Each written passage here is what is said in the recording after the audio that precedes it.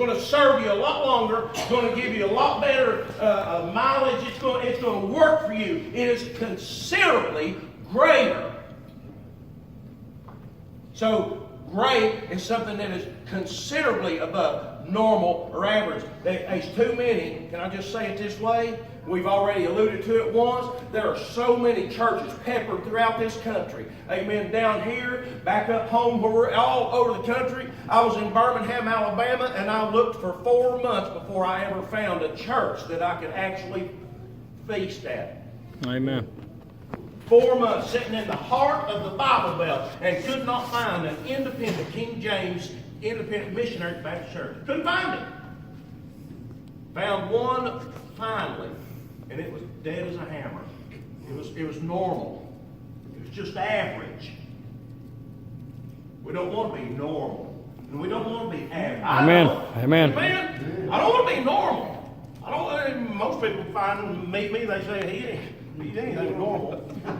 Anyway, I mean, I don't want to be normal. There's too much normality.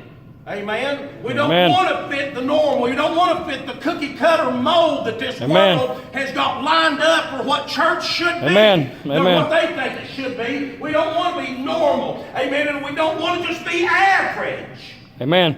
We want to go above and beyond, amen. Not so that we can compete and not so that we can be competing with the Joneses and say this and that and we're better than you. No. Listen, we want to be above the average, amen, so that our Heavenly Father, amen, can look at us and say, oh, fantastic. Oh, good job.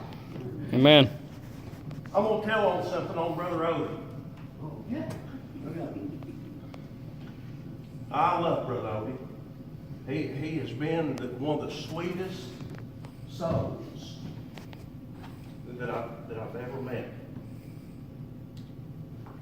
And he don't know this, I've never said to him. And he just tickles me to death. There's something that he does often, and I think it is absolutely fantastic. And I think that whenever he does it, I think that it just makes God smile. He'll be praying,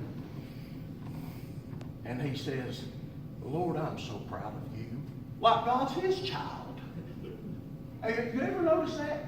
You ever picked up on it? Amen. I'm so proud of you. And that just blesses my soul.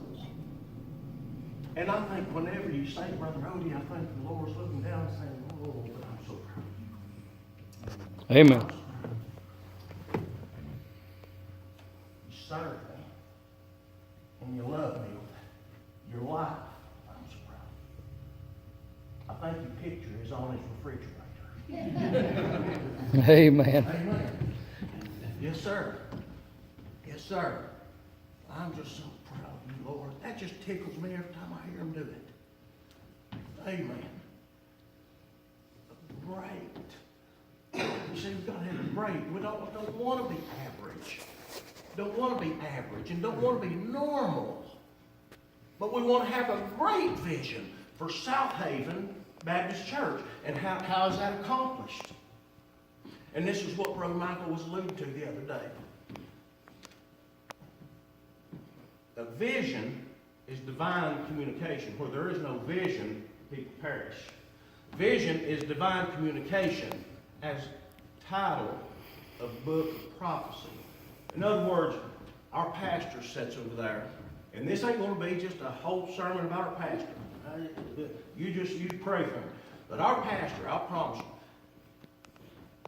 how many of you really, truly believe that our pastor toils in prayer and in study for the good and furtherance of this body?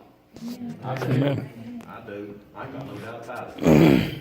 And I ain't got no doubt that his little old wife ain't doing the same thing. Amen. I don't doubt that one iota. Amen. Never have. And so, that being said, whenever you look at vision, it's divine communication. Where there is no vision, people perish. People's got to be led by somebody. There's got to be an under shepherd.